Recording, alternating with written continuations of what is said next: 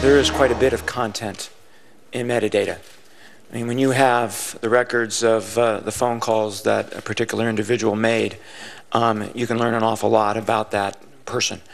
And that's one of the things that struck me. So there's not, in my mind, a sharp distinction between metadata and content. It's more of a continuum. So that's Michael Morrell. He's a former acting CIA director. He's also a member of the President's Review Board on the NSA. This only days before we will finally hear Mr. Obama's plan to revamp the spy agency. And one of the NSA's most outspoken critics is Republican Senator Rand Paul from Kentucky. And Senator, good morning to you from Capitol Hill. Welcome back here. You've got a president trying to satisfy these world leaders.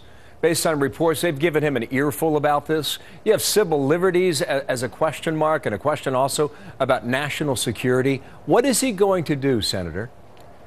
Well, I don't think you can expect the fox to guard the hen house. You can't expect the fox to oversee the hen house. So really, Congress needs to step up. We need to rein in the NSA.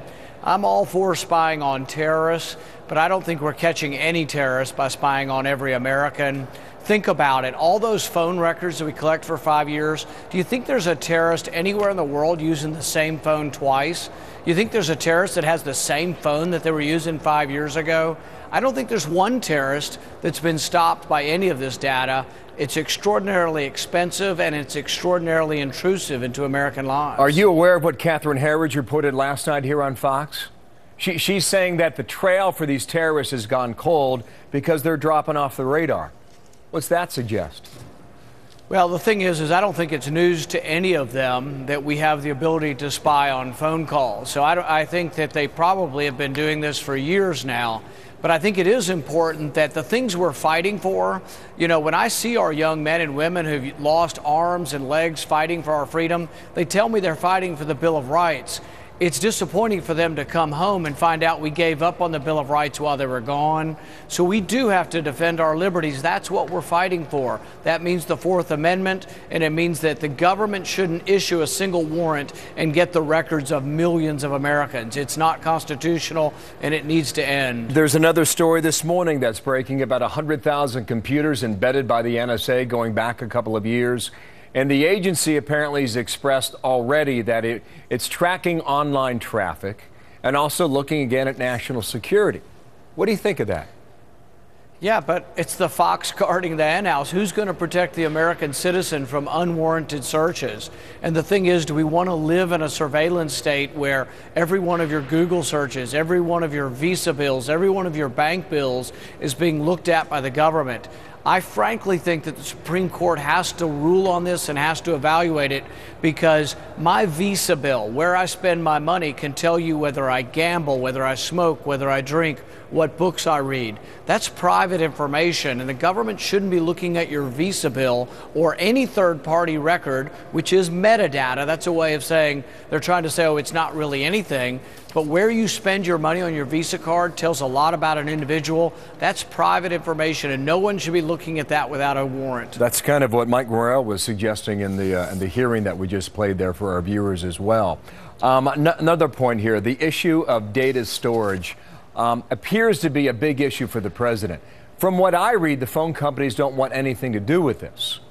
So that would leave it in the hands, I believe, of the NSA.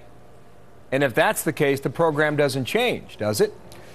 Yeah, and that's what's important here. If the president comes out and says, oh, hey, guys, it's no big deal, I've fixed the problem, there's a danger that that's an illusion.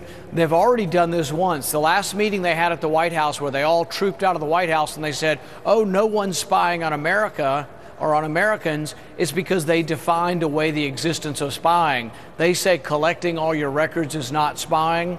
It is spying. We can't allow the White House to be the one in charge of overseeing the White House. So the NSA needs to be reviewed thoroughly by Congress and also by the Supreme Court. And we need a further evolution of the Supreme Court saying what the Fourth Amendment protects, because I think the Fourth Amendment should protect your records, whether they're your papers in your house or whether you've given them to somebody else to hold your Listen, papers. I fully respect, the opinion you're offering here, but if you give this to Congress, I don't know if you win on this.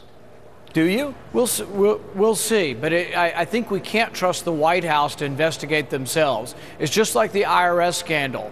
Does anybody trust the outcome of the IRS scandal? Does anybody trust the outcome of the Benghazi scandal? No, because the White House investigates themselves. They claim they've fixed the problem, but in reality, you can't police yourself. It has to be an independent body. So we really need checks and balances between the branches of government, and it will include Congress, win or lose, but also should include the Supreme Court as well. Senator, thank you for your time. We're asking our viewers about this online as well today, too. Senator Rand Paul, thank you. We await what the president has to say in a matter of days. Thank you, sir. Thank you.